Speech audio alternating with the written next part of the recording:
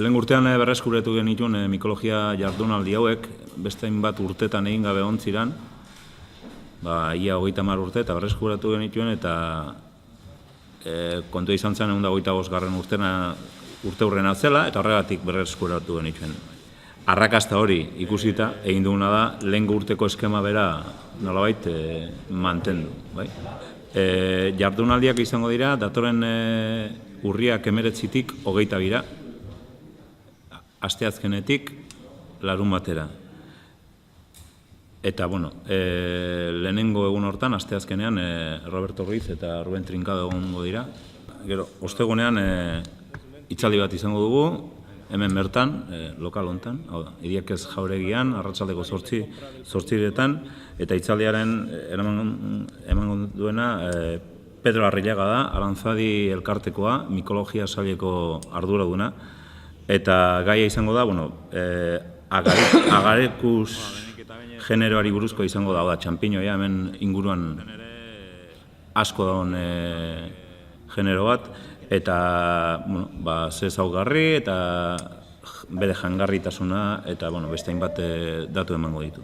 Hitzaldiaren ondoren hemen lun txiki bat edukiko du. Ostiralean, pasaren urtean egin duen beste ekimen bat eta garai batetik nolabait jasotakoa da ikastetxen irteera. Tolosaldeko hainbat ikastetxe ikastetxetako ikasleak hartuko ditugu eta mendira joango dira, hemen kasinoko bazkide batzuen laguntzaz eta perritxiko biltzea joango dira. Arratsaldean Arantzadi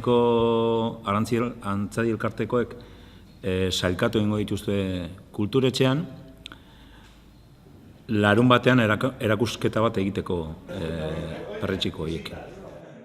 Nosotros haremos un poco el formato, vamos a repetir del año pasado, un formato que fue interesante en el Sercausi, y esta vez el que va a ser invitado es Rubén Trincado. Y lo que se va a hacer es una cocina muy espontánea, muy al momento, de improvisación, es decir, encontrarnos con las setas y los productos que tenemos ese día, y hacer 2 o 3 recetas de una forma espontánea y directa, un poco a salto de mata con el producto, ¿no? E interpretarlo al momento sin tener que hacer grandes elaboraciones.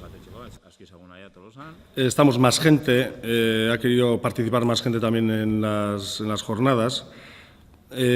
Vamos a disponer de unos 14 stands, digamos, o pequeños puestos, de 14 cocineros o establecimientos, restaurantes, que van a sacar un poco la cocina o su cocina a la calle con mediación de las setas, utilizando las setas como elemento principal en la cocina, y elaborar con ellos unos pinchos, y cada restaurante o cada establecimiento realizará entre 150 o 200 pinchos.